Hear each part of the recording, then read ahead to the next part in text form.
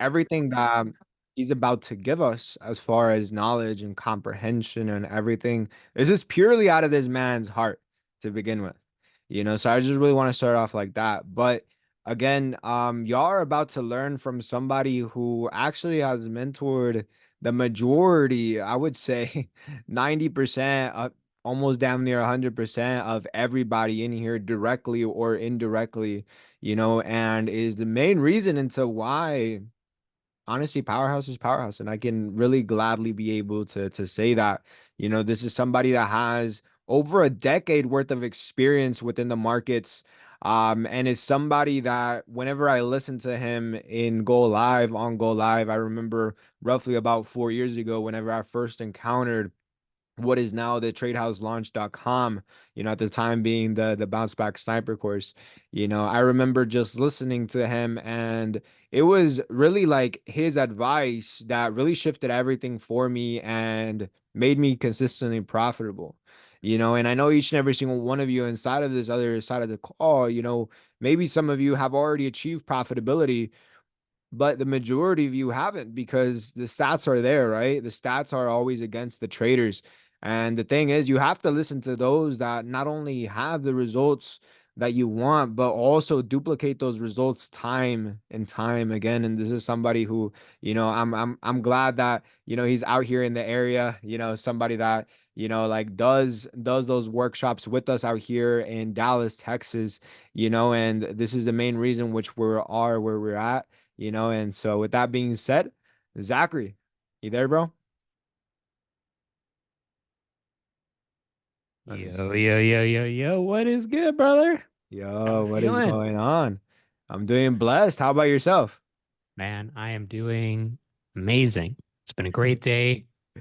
And yeah, I'm feeling blessed, feeling grateful, excited to be here. Mhm. Definitely appreciate the kind words. And as much as it's been a pleasure being able to work alongside you over the years and to see the growth, to see the transformation, it still is something that's it's just so incredible to see the growth, the progression, and the elevation that's happened inside of this community. So I'm super excited. I'm ready, you know. No, thank you. Thank you. I mean, at the end of the day, I think that's the beautiful thing about mentorship. It's kind of like we just sometimes give it without really knowing the end result or who it's really going to impact and how far that's really going to go. We just look back years later and then we look at the end result and we're like, damn, it all really stemmed back from those days that we didn't, because there was probably those days that you didn't want to educate. You're like, oh no, like, and it was because of those days that you showed up that, like on those days I showed up and then boom, like that, it was just a domino effect to there, So, I appreciate you for everything you do, I see that you got the holiday spirit going on, this is guys, this is what happens whenever we're in a bull run, guys, so, you Hey, know, I'm feeling good. I got an orange vanilla Waterloo. I got my lay. yes. It's a Tuesday. We're feeling blessed. So guys, this is what happens when you catch the bottoms in the market. So, yeah, I mean, let's start off like this because I know a lot of these people are brand new, and unfortunately they haven't really got to meet you yet. I think a lot of these people are actually maybe like 30 days in. They haven't even got to maybe even the trade house launch. So they haven't even got the mind shifting perspective yet, you know. And for those of you that don't know, again, this is one of the founders within that trade house launch, that formulated and created everything, put everything together, organized everything for us, in order for us to learn pretty much the smart money concepts. So this is the man himself right here on the other line. But I mean, how did you get introduced to everything? Because I know you've been in the markets now since what, 2013, 2014. So how was that? I mean, how is that journey like? Like trading back then, like I know everything was much different than now, the algorithms as well, the strategy. I mean, what was it like back then whenever you started? Well, it's definitely been a journey to, to to to give you all some context real quickly. Um, like Junior mentioned, I have been trading now since 2013.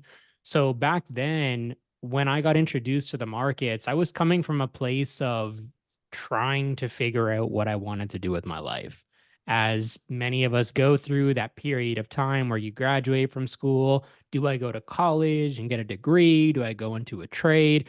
And it was one of those things where I was at a crossroad in my life. And I just so happened to be introduced to an individual that was local to me. And it was at a time where there really wasn't any sort of education, at least in the way that we Yeah. have today. And so when I met this individual, it was just something as simple as, yo, I found a way where I'm making X amount of money through trading in the markets. Do you know what that is? No? All right, yo, let's go grab a coffee and let me show you it. And it's so crazy because this was an individual that I had never met before. There was no network marketing concept from at least what he was explaining to me. It was just purely trading. And the reason why he approached me was because I have a background in computer programming, graphic design, building websites. And so he had this plan where he wanted to take his marketing experience, combine it with my ability to build websites. And then we had a mentor, the trader that we were going to be leveraging at that time, who at that point in time was trading for about 8 years. So we formulated this whole plan of how we were going to approach him, wrote a formal business plan. It was, very detailed. And when we came to the conclusion that it was something that we wanted to do and work together, I got blessed because here I was coming into the markets with no experience. And I now had an opportunity to work with someone that was already 8 years in the game, which for me at that time, I knew nobody that had been trading. None of my friends were trading. None of my family, at least that I knew of, was trading. And so I came into this from a place where it's like, wow, I, I'm going to be getting taken under this guy's wing.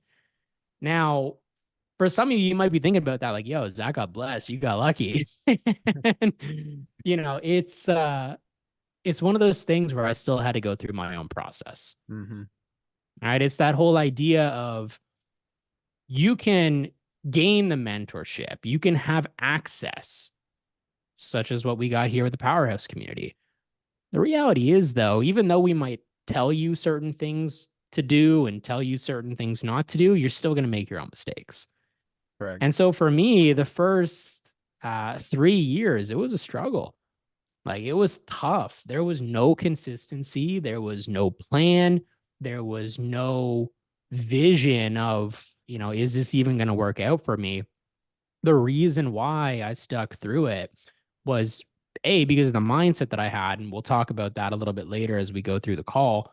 But B, because when I got started with this and I saw the markets and I saw trading, it reminded me of a video game.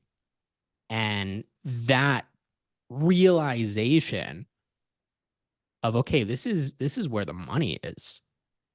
I don't know how I play this game. I don't know what the rules of it are. I don't know any of that. I don't know who the players are. I don't know how good I'm going to be. I don't need to know that.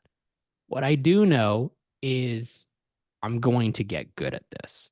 Mm. And that was what kept me going. Just that decision and knowing that no matter how long it took, no matter what that process looked like, no matter the challenges, I was going to make it work.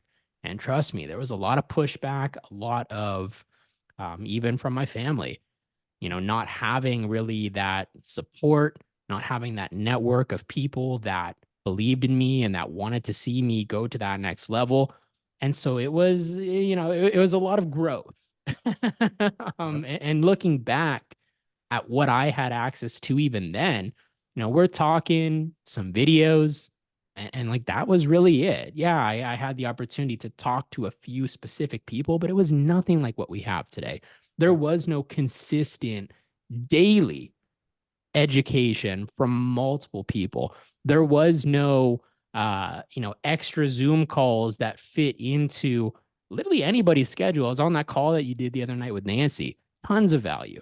And it's just it's mind blowing to me to see the state of the industry now with how accessible information is, as well as how supportive the community is, at least when you get involved with a community like the one that we have here. And just being around people that genuinely want to see me and you and everybody else is here on this call win, that wasn't my environment back then. Mm. So I really had to push through that process. And don't get me wrong, the platforms, it was very similar. When I first got started, it wasn't like MetaTrader and some of the simple things. And even now, I know there's a whole culture shift where, like, for some of you that are brand new in here, you may not even, get used to trading with MetaTrader. There are alternatives. You don't need to be afraid of change in this industry, but really just to kind of bring it back, the process that I got to experience then, it gave me perspective. And it really allowed me to look at what we do right now. Being able to have a little podcast call like this, being able to go live and educate, regardless of how I might be feeling, I realize that there's a greater purpose behind why I'm doing this. Because if you would have asked me when I first got started, or even before that, if I ever envisioned myself doing what I'm doing right now, I would have laughed because I was not the person then that I am today. And we'll talk a little bit more about that later too. But yeah, it's been a process. Yeah, I mean, 100%. I mean, it's typically the pioneers of something always have to endure pretty much everything, and that is something that a lot of people really don't acknowledge. I even talked about it yesterday on the call with Nancy, even with her being 5 years in the game, and you having double that experience, like there was still for me to be 5 years inside of this industry, you know, and I still had to overcome pretty much the stuff that I had to overcome. You still Yeah. had to overcome a lot more stuff. That way I didn't have to go through that. And then same with me with somebody else inside this call that's maybe like 2 years and a year in, Yeah. like there's a lot of things that they maybe even didn't know that they didn't even have to go through just because somebody like me went through it, but that's because you went through it to begin with. And that's really the importance of mentorship and guidance to begin with, is just cutting down that learning curve for somebody, cutting down that time frame for somebody. Yeah. But it starts with one person being willing to take that first step to begin with and making those sacrifices and stuff. And I know that you're talking about like seeing this as a video game. For those of you that don't really know, Zachary is one of the best as well, within the gaming industry. So, when he approached this market, he definitely like that mindset of coming in, and seeing this as a game and just seeing like, okay, like I'm gonna get to that last level, whatever it takes, and you approached it like that. But within all those 10 plus years that you've been in, you've also like had to see the industry shift a couple times. And I know a lot of these traders in here, they just seen obviously the shift with meta quotes that just recently Yep. happened. That's one shift, also this year with elections. So more so the question is how have you been able to kind of like approach now like industry shifts within the trading industry, like, and how would you like prepare for another one? Like, what stuff would you look out for and stuff like that? hmm Yeah, and that's a great question. And really, there's a couple of things here that I want to touch on. Mhm. First and foremost, don't be afraid of change. If you think about it, every single day when we come in front of the charts and we're in front of the markets and we're looking for setups, what worked yesterday isn't going to work the exact same today. Mm. Sure, you're going to have similar setups and similar patterns and similar things that consistently work over a long period of time. The reality is, though, every single market or every single day is a new day in the terms of the market. So, starting with that, if we take a look at how the industry has evolved, a little history lesson way back when, in the time of, I got a book over here, in the time of someone like Richard Wyckoff, where they had to literally, like, this scene that you see right here where they're all kind of looking over and they're like reading the tape. Back in the day, there wasn't charts like what we have. There wasn't the ability to just open up TradingView or open up whatever trading platform you want and then have the chart right there showing you all the data and showing you all the information. There was a period of time where if you wanted to know what happened inside of the market for that day, you had to call up a broker or call up someone that was going to give you the opening price, the high, the low, and the close for that day. And then if you wanted to track the data, you had to physically draw it out. Mm. And so there were traders that if they wanted to do technical analysis and they wanted to look at the charts, that's what they had to work with. What do we have to work with now? Literally, we can open up our phone and we can be anywhere in the world as long as we have access to the internet and we have the power and we have the potential to get in and get out of the markets. So, understanding that the industry as a whole has and will continue to evolve, that's a very powerful place to come into this from, because it allows you to do two things. Firstly, it puts you in a position to not be afraid. And secondly, it gives you a deeper understanding that what we trade and how we trade might change, and it's going to continue to change. The way in which we approach the markets, though, with that underlying understanding of things that we teach with smart money, for example, that at the core remains the same. So it's really powerful to think about where things are going. And what I see a shift away from centralized entities, especially when we take a look at what's going on right now with crypto and the blockchain and this new technology that is continuing to evolve. There are already alternatives where you don't have to go and KYC with a broker and send money to a broker account and then trust that they're gonna be responsible and be reputable and not rip you off. There are already alternatives where you can have a crypto wallet, for example. You can self-fund it and you can use a decentralized exchange that allows you to trade crypto, that allows you to trade stocks, that allows you to trade gold, that allows you to trade Forex. There are already ways right now where you don't need to rely on anybody but yourself to get connected to the market. So that's the future that I see. I see more decentralization. I see more opportunity. I see more potential for us as individuals to accept responsibility for ourselves, for our results, for our money.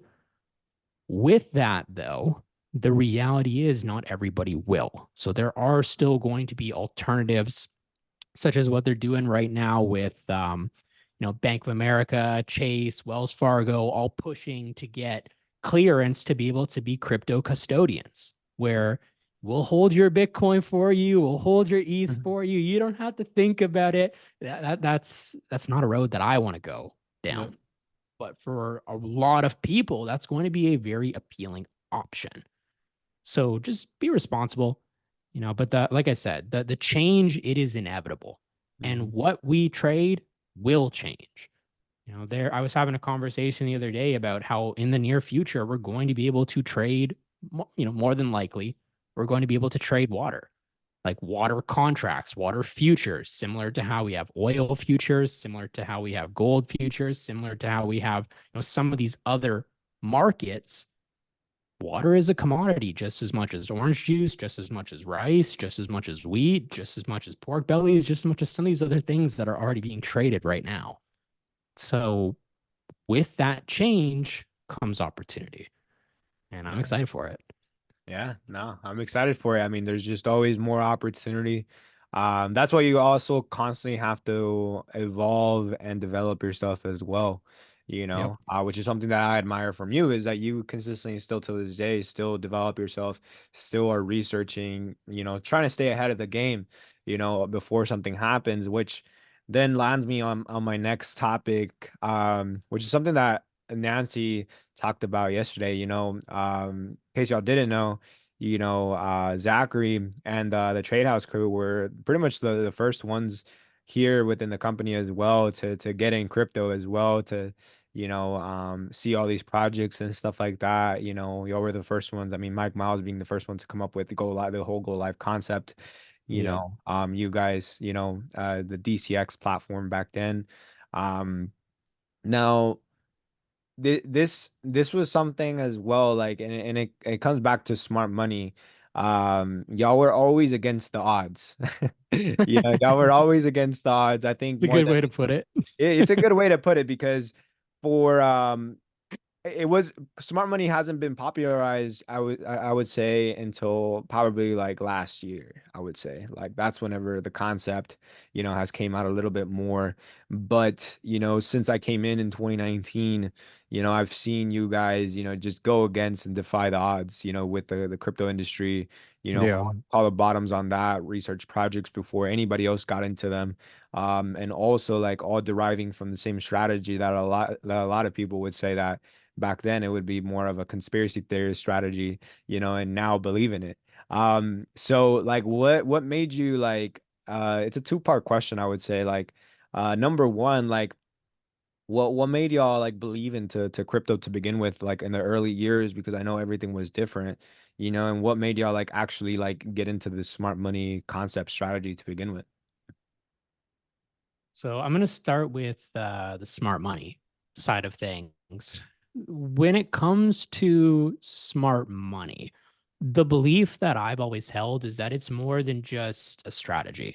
Sure, there are specific concepts that we can use, like mitigation or imbalances or accumulation, distribution, some of these various things that we teach you. At the core, though, smart money, it's a mindset. It's how you look at things. It's how you perceive what's actually happening in that present moment. And there are so many examples of the media shows you one thing. In fact, they're doing the opposite, and not necessarily the person that's speaking on TV, but the big players where the money actually is. So on the topic of smart money, when I first discovered this whole idea and I started diving into it, what I found was that even though, yes, right now, smart money, it's sexy. Everybody thinks that they're the best smart money trader and they're getting sniper entries and like that's great.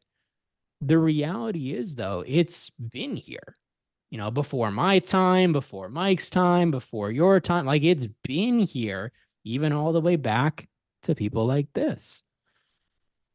The difference then to where we are today comes in with the interpretation of not only how you perceive that information, but also how we're able to communicate it and how we're able to talk about it. So there are different tools and there are different ways. And, again, as I mentioned, there are specific strategies that you can use to get in and to get out of the market. And you might label that as a smart money concept. The reality is, though, it's a way of thinking. And if you were to put yourself in a position where you had the opportunity to take a trade, would you rather position yourself alongside the ones actually moving the market or everybody else? Because at the end of the day, regardless of what market we talk about, there's always going to be someone that has a bigger trade than you. There's always going to be someone making more money than you. There's always going to be someone with more influence, with more pull. And this is a whole rabbit hole in itself that we're just gonna kind of peek into it. We're not gonna dive into it right now, at least. But you go and when you start looking at the clues and you start actually looking at the data, not for what you think it is, but for what it actually is, and you see people like I don't know if I want to necessarily name drop, but you see specific politicians that are in a position to make the rules and they're simultaneously making 100 times what their annual salary is Uh, from the markets. hmm And you see central banks saying one thing, oh, Bitcoin is bad, and then hey, now we got ETFs, everybody come and get this is digital gold, come and get it. Like you really have to look beyond the surface level because oftentimes what someone says isn't necessarily correlated with their intention. And Facts. so it's the exact same thing in the markets. Hmm. Now, when it comes to, the evolution, why we got involved with crypto, why I believed in that market specifically when I first discovered it, again, it was kind of two parts. It was firstly, when I found it, it wasn't really being talked about in the way that it was today. So if you think about it from a smart money perspective, if you are taking your trade and positioning when everybody is already talking about it, when you hop in the taxi or the Uber and your driver's talking to you about it, when the person sitting next to you on the plane is talking about it, when you're ordering food and the person that's helping you out is talking about it, it's already Yep. too late. The money has already been made. So when I discovered it and I already had that ground level understanding of smart money, I said to myself, okay, this is at least something that's worth looking at. And what I found was that the technology at the core, blockchain, I'm going to be honest, Bitcoin is not my favorite crypto. It never has been, it never will be. Just because it's not my favorite doesn't mean that I don't trade it, doesn't mean that I don't own it, doesn't mean that I don't understand that it's where the money is. You have to look past that surface level.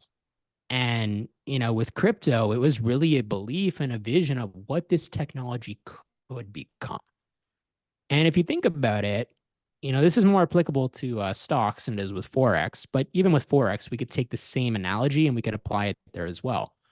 When you put a trade on and you take a buy or you take a sell, you do that from a place of faith that you think that something specific is going to work out and something specific is going to happen. So now take that idea away from just an individual trade and apply it to an entire industry. I saw an opportunity for people like you and me to have ownership over our data, to have more control, to have more responsibility, to break away from this system that's been designed to really, keep us at a certain level. And this is a conversation that I think a lot of people need to have, but may not even be ready to. Because if you think about it, when I went to school, I'm sure it was very similar environment to what you experienced, Junior, and what many of you that are here with us right now would have experienced as well. I wasn't taught about any of this. I wasn't taught in, my junior school or high school or like none of that. I didn't learn about finances. I didn't learn about money. I didn't learn about business. I didn't learn about how to actually be successful Hmm. in life. So it's a very unique process when you think about what our educational system has been designed for and how this, not just crypto, but the industry of being a trader, you really are separating yourself from a lot of that. Yep. And it's super powerful. Oh yeah, and while we're on the topic of like processes, like just to get into it because now that just lit up a light bulb and I remember coming in like honestly like a lot of the inspiration that I got to continue further was a lot from I remember like the early videos with you, Mike Miles, Jordan, Yeah. like in the trade house as well, like so they for those of you that don't know like they had a they had a house, like it was just like them like just trading all the time. And I think at the time you lived in Canada too, right? I did, yeah. So he lived in Canada, but during that time, they were probably like you're probably 4 or 5 years into the game and everything. Yep. And there was a lot of sacrifices that I seen back then as well that y'all did in order to get into the positions that y'all are in. So going to like the like why is it that y'all sacrifice what y'all sacrifice at that time, at that time that timeline in which y'all were in. And honestly, like since that day, I remember I think that was 2018. That's 2018. Yep. And since then, I mean, I've seen all of you guys like elevate, so like Like, talk about that process. How is that like? So it's interesting because when I first met the trade house, the very first person that I was introduced to was actually Christopher Derrick. And we had a really great conversation. We aligned with our mindset and what we wanted to do immediately. And at the time, I wasn't involved with, this, with what we have today. And he was the one that connected me with Jordan, Mike, Christian, and immediately there was really a few things that stood out to me about these individuals. Number one, we're all gamers. I was able to connect immediately. We had a million and one things to talk about just on that topic alone. But more than that, the fact that they were so committed to learning about trading that they transformed their house from what was a gaming house into the first trade house, at least that I was aware of at that time. And when we were having these different conversations, there were certain things that just really stood out to me, such as the interest that Mike Miles had in spirituality and, concepts like the flower of life and some of these different things that I really didn't have too many people to talk to about those specific things at that time. I was able to connect with him on that. With Jordan, the interest that he had on money, the interest that he had about becoming a better trader, the amount of knowledge that he has, we were able to connect and mastermind on that. With Chris Vargas, him being a really great example of a servant leader, being able to, being willing to do the things that a lot of people aren't willing to do. I've been able to learn a lot from him as well. And over time, they were just so persistent. Yo, come out to the trade house, come out to the trade house. You can stay with us. You got to see it. You got to experience it just to see what it's like. And I'm like, all right. I booked a one-way ticket, really just to be around that environment. And it was a great time. It was different than anything I had ever experienced. It was uncomfortable. The amount of trainings that we did, the amount of people that were consistently coming in and out of the house. I'm the type of person where I'm completely content being at home by myself or with, a couple of close people, my family, my friends, whatever. And like, when I was a teenager, I could be locked in my room for 3 days, minus eating, showering, doing the thing, because that was just who I was.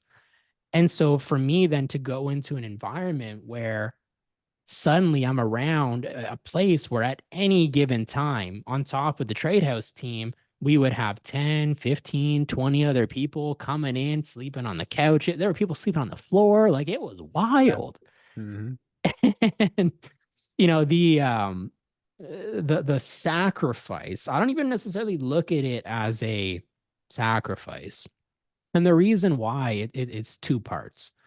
Looking back, that was a pivotal point for Hmm. me in my trading journey because it allowed me to get uncomfortable. It allowed me to step into a role of leadership, and it really enabled me to grow, not just as a trader, because I'm around people that are doing it all day long. Of course, you're gonna have that accountability there, but more than that, as an individual. And then secondly, there are a lot of great stories that when I look back, there are certain moments where there was one night I was just I didn't even know what time it was. We had done multiple London/New York sessions day after day.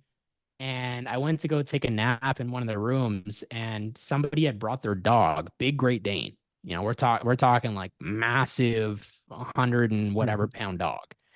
And I'm in like this, napping vibration. I'm chill, lights off, the door opens, this dog comes in. I get absolutely trampled while I'm laying in the bed, and then it's just is gone. And it's just like little things like that. In the moment, it was like, what just happened? But it's a fun experience. It's one of those memorable things that if I had said no and if I hadn't done that, if I didn't get uncomfortable, if I didn't put myself in a position to be accountable and to be around the people that wanted to see me win, Mm-hmm. then I would be in the same place as where I was.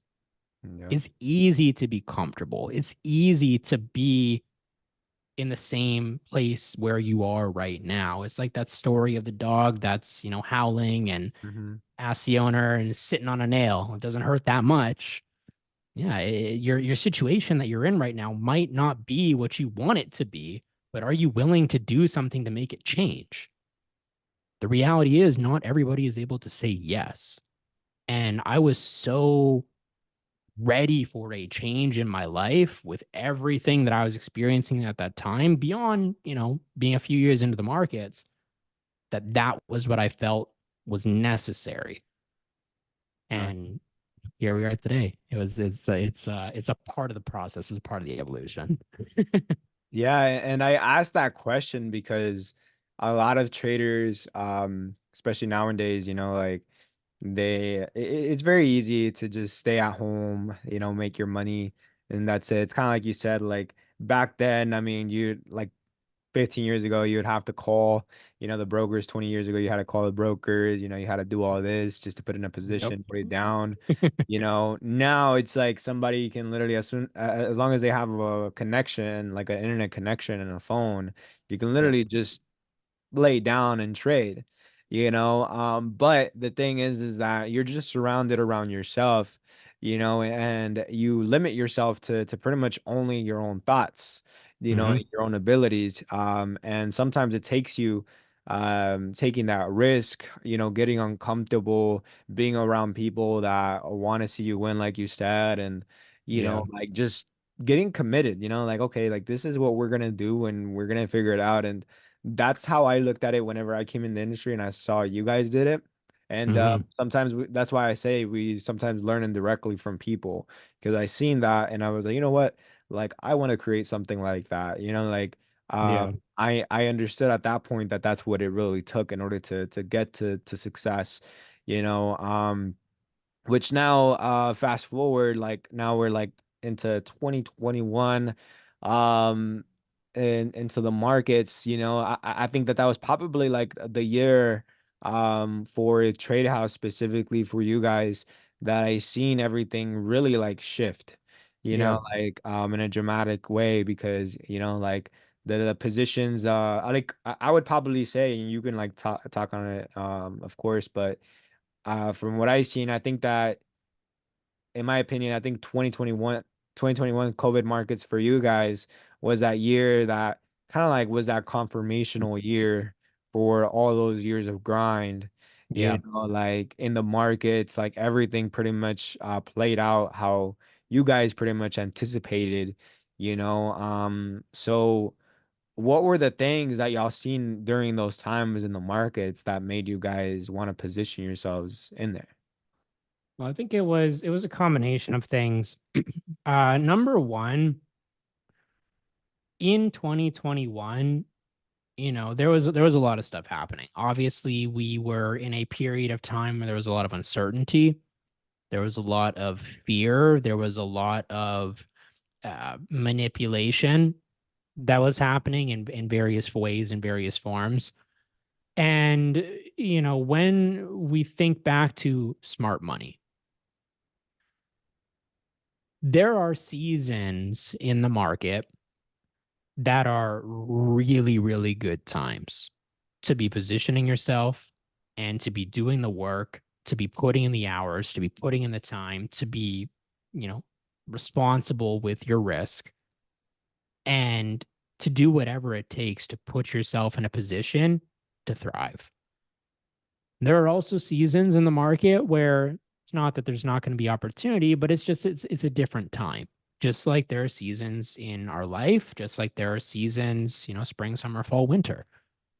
So in 2021, that was, for me at least, really a time where I took my knowledge and my understanding of a specific niche, gaming. I've been a gamer my entire life. And I went deep into doing research, as much time as I could into finding potential opportunities that were going to combine crypto and the blockchain with the gaming industry. Because as a gamer, one thing that I've realized over the years is that I would think, I wouldn't even think about it going and investing into buying like a battle pass on a game or going and buying, spending hundreds of dollars on skins. It's wild. If I were to go back and tally up the amount of money that I invested into those games and those experiences over the course of my life, not even factoring how much the games themselves cost, what do I get in return from that? Sure, it's fun, it's some entertainment, it can be a good time, but I don't have any ownership of those assets. Mm-hmm. So I saw an opportunity where a specific technology was emerging in the form of the blockchain and in the form of the crypto markets. And I had that vision of what it could be like if they combined this technology and they offered people in the gaming industry specifically the ability to have ownership of their assets. And so while we had, many, many losses, right? Like not all the things that we invested in worked out. There were a lot of really good wins. Projects like finding Sandbox. We found Sandbox. It was a 25 million market cap. The coin was like 3 cents. And, mind you, this was before Facebook rebranded to Meta. This was before the metaverse was a thing. This was before anybody was talking about it. We had to have that depth of vision, that belief, that Mm-hmm. conviction to say, I'm willing to come into this. It's still a relatively new industry, still a relatively new project, still a relatively new idea. And I'm willing to put some risk there. Right. Finding things like Gala Games, finding things like Axie, all of these projects, they shared one thing in common, that specialized knowledge of a particular industry. Mm-hmm. And don't get me wrong, I've missed out on a lot of opportunities over the years. There have been many coins that have performed just as well or even better than some of the projects that I just mentioned to you a moment ago. And, even recently with what we're seeing with AI, looking at projects like Render and seeing what it's done in the last 3 years, going from 3, 4 cents, is trading at like $12 right now. It is wild to see the potential and to see the opportunity. But I share this with you because I want you to understand you don't need to find every single project. You don't need to be in every single trade. The reality is, I know people that have made more money off of meme coins than some of these mainstream projects that actually have the value and that will actually be here, longer than just tomorrow or today. But you don't need to find everything. You don't need to be positioned in everything. My suggestion for you is to get specialized. And more than that, leverage the mastermind, leverage the community. It wasn't something that I did by myself, just like Junior was talking about. There was the trade house. That's not just me. That's not just Mike. That's not just Jordan. This is a collective group of individuals that all had a common goal. And we all had a common understanding that if we took our experience and we combined our expertise, even though we can't have our eyes on everything all at the same time, when you start using leverage and the power that comes in the network, that's when you're able to find really, really, really good opportunities. Jordan was the one that put me onto Gala. Jordan was the one that put me onto Sandbox. I was the one that put a lot of people onto Axie. And again, some of those projects perform better than others, but the reality is all that it takes for you to go from where you are to experiencing a quantum leap. It's like what Nancy was talking about last night with Veracity. You can have what would be a, an absolutely transformative experience if you're willing to commit the time to developing your knowledge to be able to identify opportunity when it's there. Because that's the thing. Opportunity can be right in front of your face, but if you're not ready for it and if you're not willing to take on the risk that's involved with that, you're going to stay the same. Yep. Oh yeah, 100%. I think one thing that I've learned over the years, especially from you guys, is that in the markets, in order for you to win, you can't just simply just time the markets. You also have to do the most important thing, which is execution. Yep. And it's something that a lot of people lack is just because sometimes a lot of these people, especially like because all these people on the call and everybody who watch after, they will see a lot of coins, a lot of life-changing opportunities pass them by, like and it's not sometimes because they're not educated, because I feel like there's oftentimes a lot of people that maybe have years of experience inside of the industry, Hmm. but they lack the execution behind it, Yep. and then they just see things fly by, like even, I mean, we just seen that happen recently, like for last year, how many people did not just, I don't know, like not buy into crypto because I don't know, like they were waiting for Bitcoin to go from 16,000 just $2,000 less, like so that way Yeah. they can buy in. And then those $2,000 that they weren't willing to risk ended up missing out on that huge exponential move, and like now they're beating themselves right in the foot. And again, it happens a lot, and it's what we would call a noob mistake, but Hmm. it's just a lack of execution, because it's not the knowledge, it's not the comprehension, and you Yeah. were there with the timing, but you didn't execute. Yeah.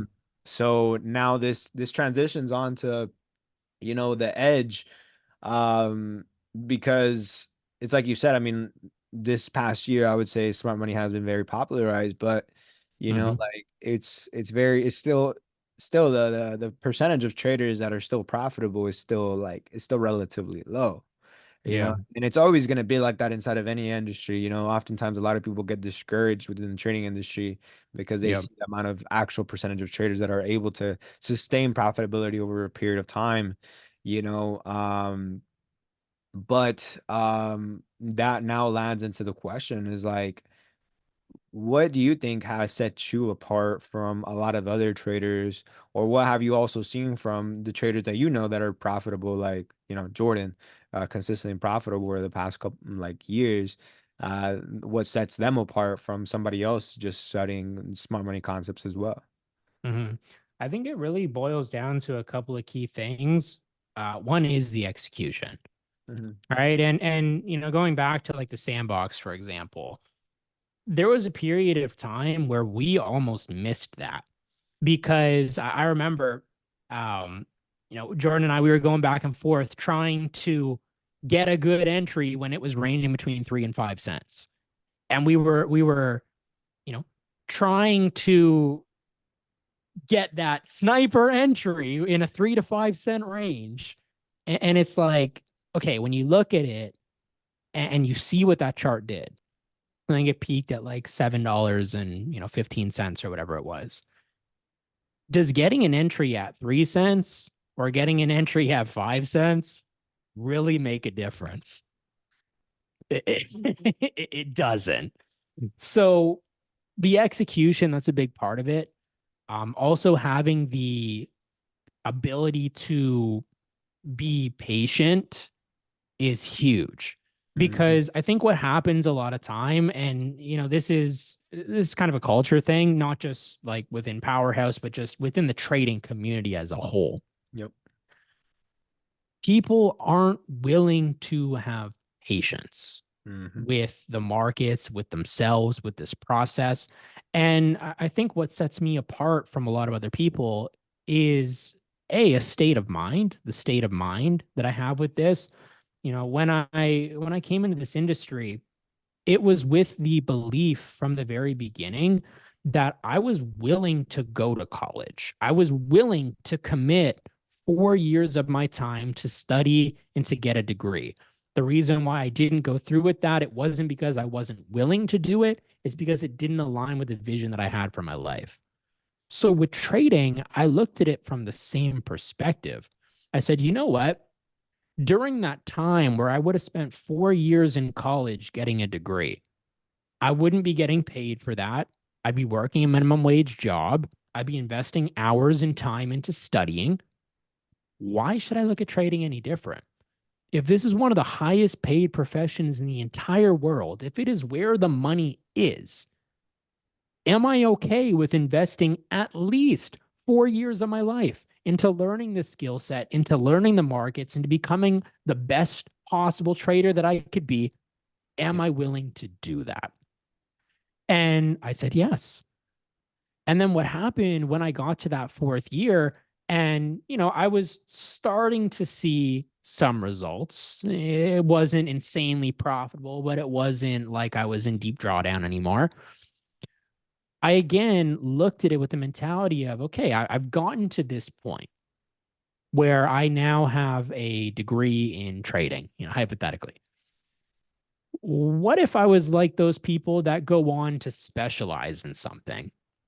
On average, if you want to go and become a doctor or a dentist or a lawyer or someone that specializes in a specific field, we're thinking what, another 3 years, another 4 years to go and get that master's degree? All right, if they're willing to do that to earn a little bit more, to become a little bit better, and sure, throughout that time, they might have an internship, they may be making a little bit more than, the minimum wage, but that's still a lot of time. That's still a lot of hours. It's still a lot of effort. Am I willing to do that? Yes. And so the years continue to go by. And what's so cool about trading is that you're not limited to the traditional system where you aren't able to get the infield experience, you aren't able to get results, you aren't able to do certain things until you get the piece of paper. You're not limited by any of that in the markets. So year 5, year 6, year 7, some of the last bull runs that we experienced, that was that time for me.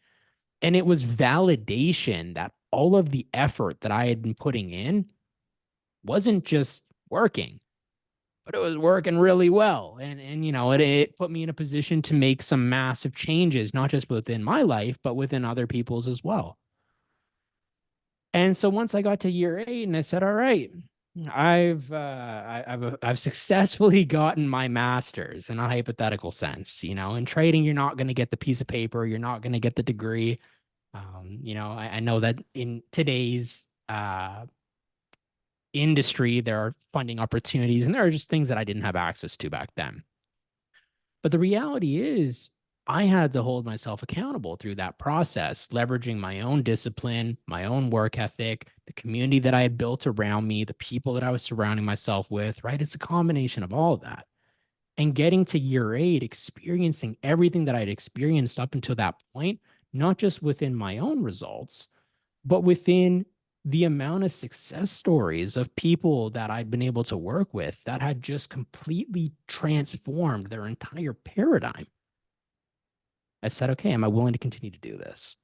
Am I willing to continue not only sharing the information and empowering people with a skill set that has the potential to change their lives, but am I willing to continue to become the best trader that I can be so that eventually I can be at a level where the majority of people aren't going to be at? Not because they can't be there, because the reality is the markets are abundant. There is so much opportunity, there is so much money. And when you just have a subtle shift in how you look at it, a lot can change very, very quickly. But I made the decision to keep going. Year 9, now year 10. In August, it'll be year 11, embarking on that next part of the journey. And I'm already thinking about what it's going to be like to hit year 15, to hit year 20. I am going to have some role in the markets for the rest of my life Yep. because I get to do that, right? It's an opportunity that I believe I would be doing a disservice to my family if I didn't move forward with it.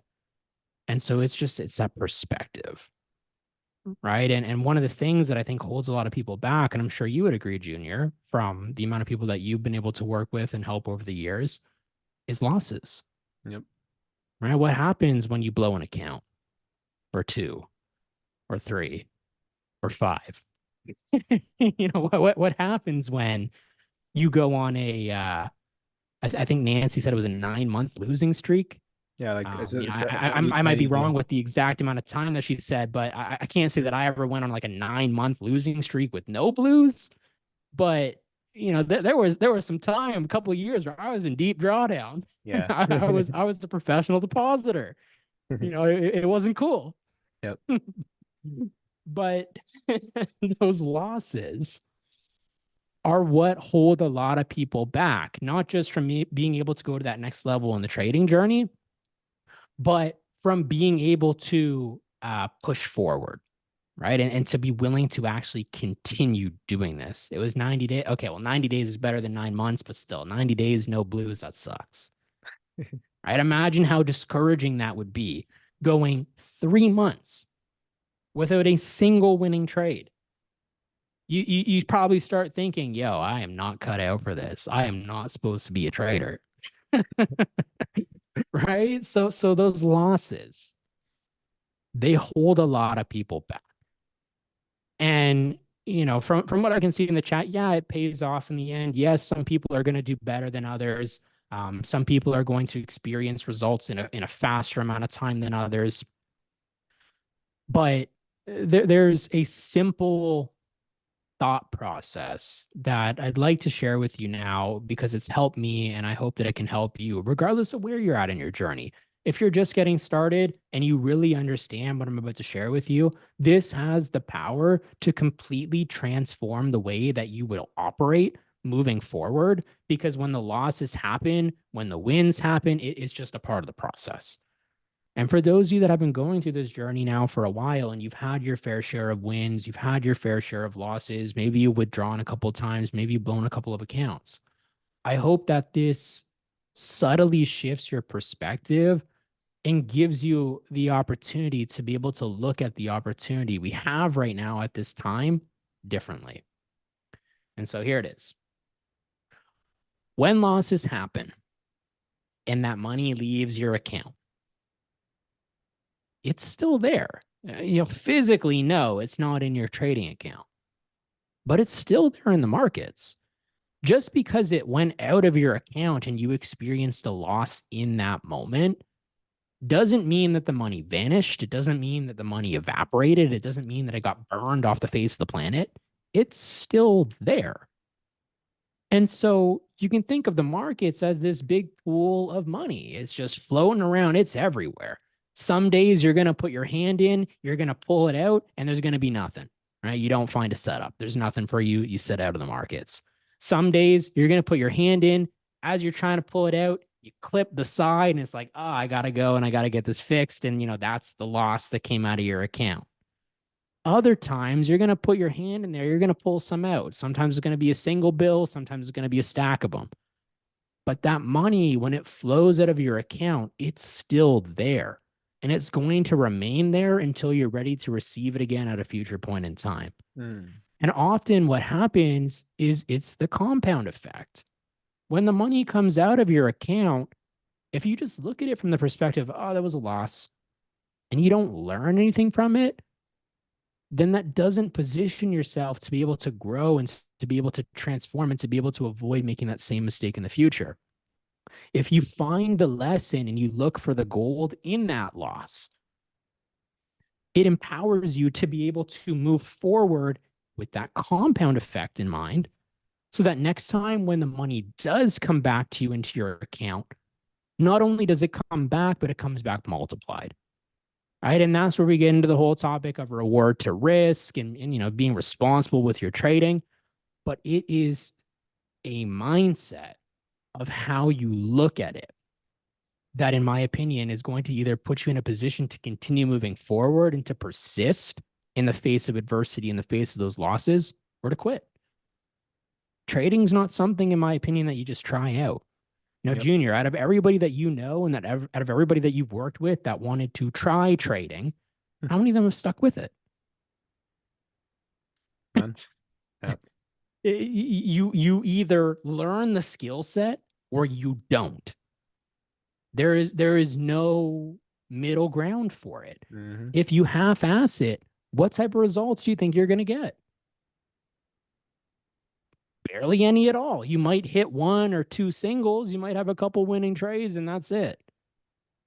If you commit and you treat this as a business, because that's what it is, that's when you put yourself in a position to actually experience the rewards that come with this. Yeah, and I mean, perspective is everything. I mean, a lot of people neglect a lot of the things that you've said. I think a lot of people also like believe that um the thing that they're missing is oftentimes the technical aspect of trading. I think a lot of new traders, they begin their journey and you know Mm-hmm. they think that the biggest difference between somebody like them and somebody like yourself is just the knowledge behind the technicals. But I would probably say like it's more of the mindset, the way that you Yep. perceive and the perspective that you pretty much have of the things, because somebody could look at a loss and just look at it as a loss, but rather than you looking at it as a loss, you're like, no, well, this is just a simple lesson, and if I can learn from it, then I can persevere and then just, apply it and then get to the next level.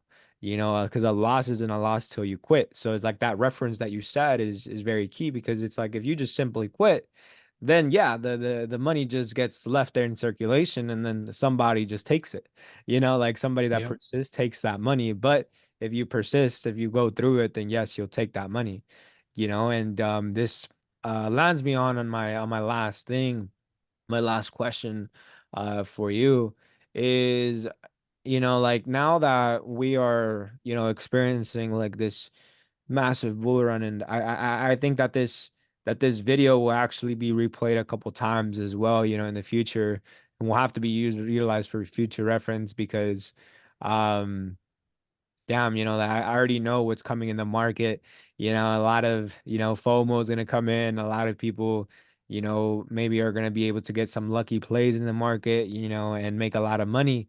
But what is your biggest recommendation that you would have for all these people that just embarked in their journey as a trader now? I think there's a few different things that I'd like to share. Number one, be patient with yourself, with the process, with the markets. You got to be patient. Well, you don't have to, but I encourage you Yeah. to be patient. Secondly, when it comes to your trading, contrary to what many people believe, it's actually not your job to figure out which trades are going to win and which trades are going to lose. If you find yourself sitting there stressing about, is this going to be the winner? Is this going to be the loser? If you really think about it, if you could know with certainty, or if I could know, or if Junior could know, or if anybody could know with 100% certainty which trades we're going to win and which trades we're going to lose, wouldn't it make sense to only take the winning trades? I mean, Yeah. I know that's what I would do. So it's not your job to figure out which ones are going to be the winners or which ones are going to be the losers. It's your responsibility, however, to follow your plan and to follow through with the things that work for you. And this leads me into my next thing. There is no one size fits all picture perfect solution that's going to work for everybody. The reality is, I'm different from you. Junior is different from me. Yes, there are similarities in the type of vision that we have, in the work ethic that we have, in the mindset that we have. We're still different people. Our schedules are different. What we like to do, there are differences there. Who we like to study, there are differences there. Our personality, there are differences there. So when you find yourself comparing between who you are and what somebody else is doing, that's not a fair comparison. You can have role models, you can have mentors, you can have people that you look up to in a way where you want to mirror and perhaps implement some of the things that they're doing into your own life. But don't expect that you, as a unique, thriving individual, needs to be identical and the exact same to anybody else. The only person that you're going up against is you. Yep. So rather than comparing yourself to other people, why don't you take some time and think about who it is that you want to be? And if you do that, and if you focus on the progress that you're making day in and day out, just like there are days where, you don't feel like doing anything, you want to sit on the couch and you want to just chill. I have those days too. But the difference between me and a lot of other people is even when I'm feeling that way, I still do those bare necessities that I need to do Mm, that are going to allow me to move forward so that when I look at things at the end of the day, I can say, yeah, it was a win. I made progress today. I made, some movement towards what it is that I'm working towards, who it is that I'm looking to become. I moved forward rather than staying the same. And the last thing that I'll share is don't be afraid to think outside the box. Part of what gives you the ability to withstand the tests that the market are going to give you is being willing to think outside the box. When I look at a project like Gala, for example, because I know that's one that y'all have been talking about in the community as well. Um, there are conventional ways that we can look at the project, but there are unconventional ways as well. When you think about it, they're looking to find their way in the entertainment industry. We've got gaming, we got film, we got music. What are some other companies that we can think of that do similar things? First one that comes to my mind is Microsoft. And if you start looking at Microsoft and you put it side by side with a company like Gala, there are a lot of similarities, and there are ways where you can almost reverse engineer and you can take a look at, the market cap of Microsoft, for instance. And I'll pull it up right now just because I want to give an accurate number. Right now, market cap for Microsoft 3.09 trillion. But what would happen if you went and you took a little bit of time to go and find out what their shares in circulation are? Or like, how does that market cap actually get created? And then you go and you say, okay, they've got this many shares. You reverse engineer it, you put it side by side with Gala, and you discover that if Gala was to achieve even 20% of what Microsoft has done up until this present moment, that would put them at a valuation of over $50 billion, and it would put their token over two. And again, this is not guaranteed. This is not something that, with certainty will ever happen, but it allows you to gain the right perspective when you can see something that's already been done, whether we talk about Microsoft or Apple or, whatever industry. We're just using this as an example. Don't be afraid to think outside the box. Because if you're able to give yourself that data, and I know not everybody is too big on the numbers and the data. My wife, she's completely the opposite. I start throwing numbers at her, and it's just like, that stare. And that's okay. That's okay. She's creative in her own way. She has her own unique way of perceiving things and working through things and coming to the conclusions that she does. For me, though, I like the math. I like the numbers. I like the data. I like to work with it. I think that's one of the reasons why I love trading so much, because that's what it is. But don't be afraid to think outside the box. Leverage your unique skills, your unique knowledge, your unique capabilities. Because whether you believe it or not, you can actually bring skills and perspectives and experience from other areas of your life, apply it to trading, and allow it to take you to that next level yep. if you're willing to think outside the box. Wow. No, that was powerful, and I appreciate you for all the lessons. I really do hope that there is at least, I mean, I really wish it was all of you guys, but we're, the percentage that takes notes. But I really do hope that those that did take notes, that after this call, you went ahead and apply it. But again, Zach, I appreciate you for your time as always. Powerhouse appreciates you for all the knowledge, for all the continuous learning and the education, you cutting down the learning curve for each and every single one of us.